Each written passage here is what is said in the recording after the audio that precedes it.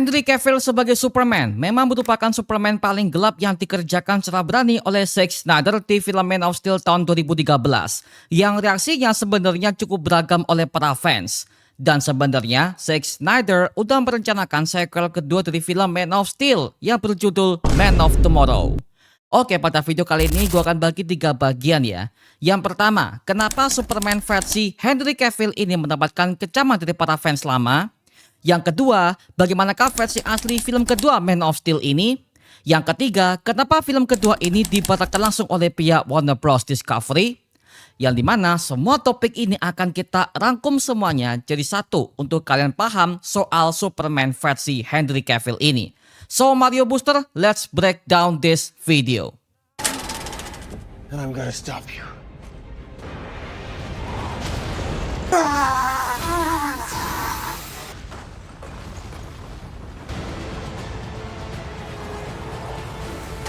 Zack Snyder yang merupakan sutradara yang mengerjakan banyak sekali proyek DCEU sejak tahun 2013, yang dimana beliau udah mencuri perhatian semua para fans superhero.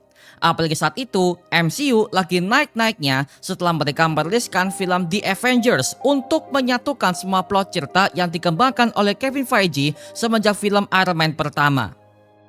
Pada proyek pertama DCEU sebagai pembukaan semesta DC yang jauh lebih gelap, Zack Snyder akhirnya memilih Henry Cavill sebagai Superman yang akan diadaptasi jauh lebih modern dengan proyek film pertama Man of Steel di tahun 2013.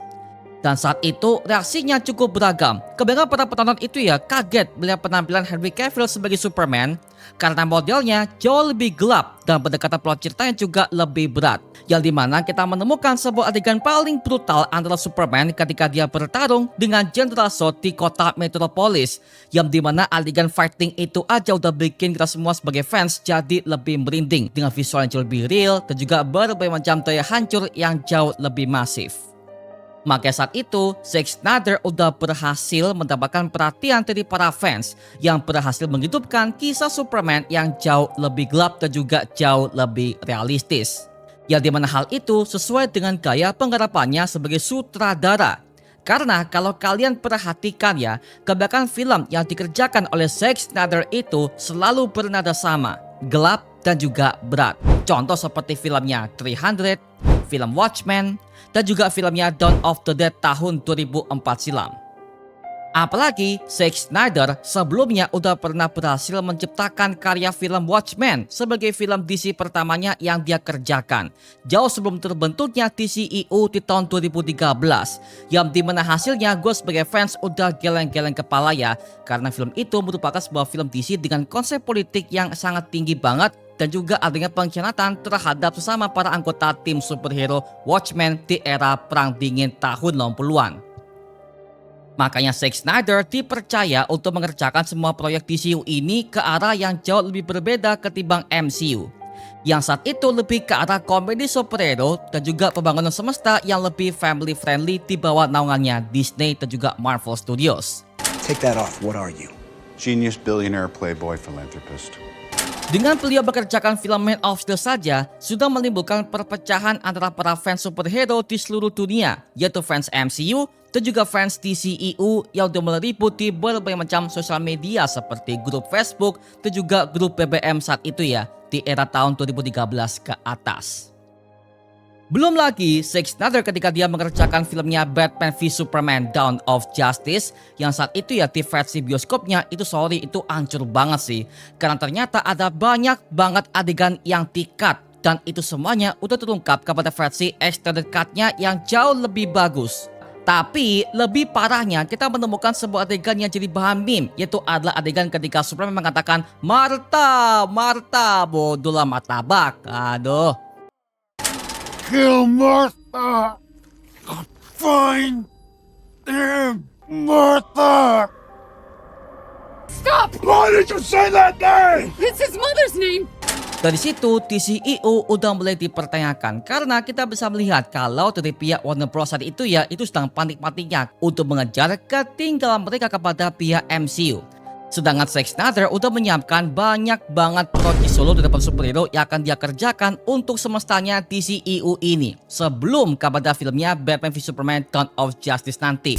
Salah satunya adalah filmnya Man of Tomorrow sebagai sequel kedua dari film Man of Steel yang akan menceritakan tentang konflik Superman yang akan jauh lebih personal. Karena dia akan menghadapi sosok alien tukang pengkolisi planet yang bernama Brainiac yang merupakan musuh Superman paling ikonik di berbagai macam komik DC. Karena memang terungkap ketika Krypton akan mengalami kehancuran, Brainiac adalah dalang dibalik itu semua, yang dimana kisahnya terinspirasi dari kisah animasi Superman The Animated Series yang digabungkan dengan penggambaran Zack Snyder saat itu ya, untuk menciptakan konflik Superman yang jauh lebih berat ketimbang film pertamanya, yang masih mengangkat tentang warisan Krypton kepada sosok Superman sebagai The Last Son of Krypton. Tapi meskipun konflik utamanya akan mengangkat tokoh Brainiac, kabarnya Lex Luthor versi Jesse Eisenberg ini juga akan tampil kepada film kedua Superman ini sebagai musuh keduanya. Jadi harusnya Lex Luthor akan muncul terlebih dahulu kepada filmnya Man of Tomorrow, baru habis itu lanjut kepada filmnya Batman v Superman sebagai bentuk momen balas dendamnya untuk menabrakkan konflik antara Superman dan juga Batman tersebut. Karena di draft naskah aslinya, Zack Snyder ingin membuat sebuah plot kalau Lex Luthor akan bekerja sama dengan Brainiac untuk menghancurkan Superman dalam segi bentuk ideologi dan juga moral dia sebagai superhero. Tapi ketika Zack Snyder berusaha untuk mengerjakan semua proyek kedua ini, tiba-tiba Warner Bros membatalkannya. Karena mereka mau buru-buru untuk membuat sebuah bentuk proyek team up superhero untuk menyaingi MCU.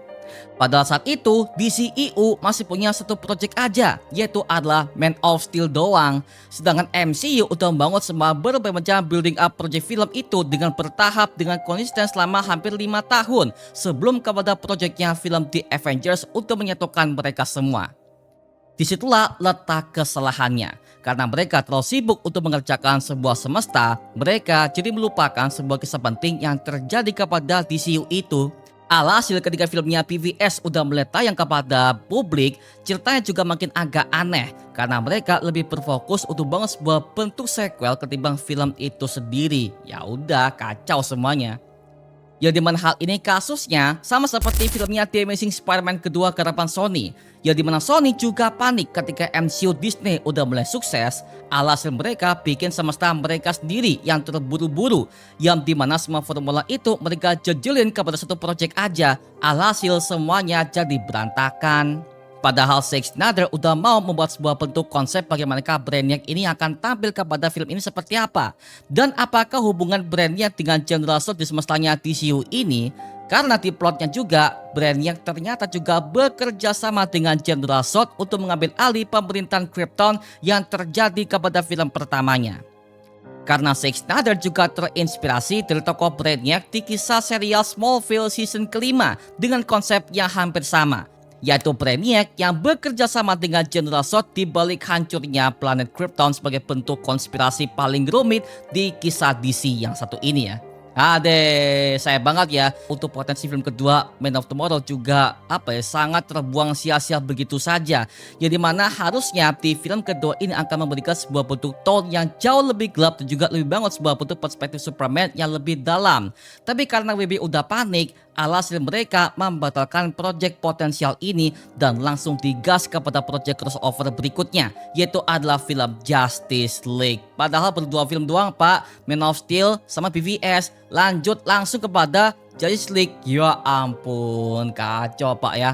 Sedangkan kalau kita berkaca kepada MCU, mereka bangun sebuah berbagai macam proyek selama mereka itu udah hampir 5 tahun. Dari film Iron Man pertama, Iron Man kedua, The Incredible Hulk, Captain America pertama, dan juga Thor pertama, baru lanjut kepada filmnya The Avengers untuk menyatukan mereka semua. Artinya ketika mereka akan bersatu kepada film The Avengers, para penonton udah tahu siapa mereka dan juga apa konflik mereka di film sebelumnya. Dan apalagi para penonton juga jauh lebih peduli kepada karakter tersebut. Seperti itu loh ya.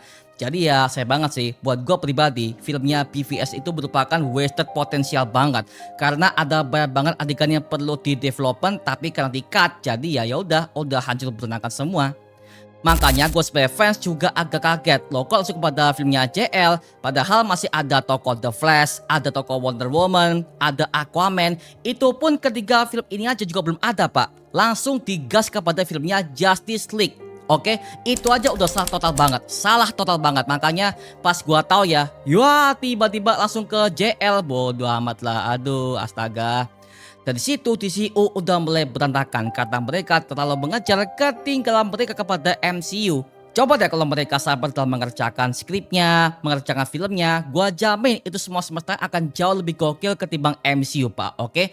Ya dimana ya ketika mereka mengerjakan juga sangat terburu-buru banget dan juga tidak ada development per karakter masing-masing. Dan Zack Snyder terlalu fokus kepada tokoh Superman yang ia kerjakan. Bayangin cuy, Batman gak ada, Wonder Woman gak ada, The Flash gak ada, Martian Manhunter gak ada juga, Pak. Dan mereka tiba-tiba nongol ke sebuah film itu, kan salah kan? Makanya ya, sayang banget loh. Tapi untungnya Zack Snyder ya di tahun 2021 dia memberikan sebuah project Justice League Snyder Cut yang dirilis di tahun 2021 di platform streaming HBO Max. Itu luar biasa banget sih. Dengan total 4 jam, gua jadi bisa mengenal siapakah Wonder Woman, siapakah The Flash, siapakah Cyborg, siapakah Aquaman. Gua kenal semuanya karena apa? Karena Zack Snyder memberikan berbagai macam development kepada tokoh-tokoh itu. Dan ketika DCEU udah mulai bubar, alhasil James Gunn yang merupakan teman dekat dari Zack Snyder, akhirnya beliau menjadi kepala di studios yang baru. Yang dimana beliau terinspirasi banyak dari kisahnya Man of Tomorrow yang pernah dibuatkan oleh Zack Snyder sebelumnya. Dan akhirnya James Gunn ambil alih project itu kepada Superman yang akan diperankan oleh David Corenswet dengan judul yang sama untuk menghormati karya kawan lamanya tersebut ya dengan judul Man of Tomorrow. Dan bahkan konsepnya juga hampir sama, yaitu Brainiac sebagai musuh utamanya yang akan diperankan oleh aktor asal Jerman yang bernama Lars Eidinger. Dan sekarang mereka lagi dalam tahap produksi di berbagai macam lokasi dan rencananya film kedua ini akan siap tayang di tahun 2027 mendatang. Wow, gokil ya. Meskipun film ini udah batal dikerjakan, tapi hasil legasinya ia serahkan kepada James Gunn dengan konsep yang jauh lebih underground banget cuy. Oke? Wow, gokil sih, gila.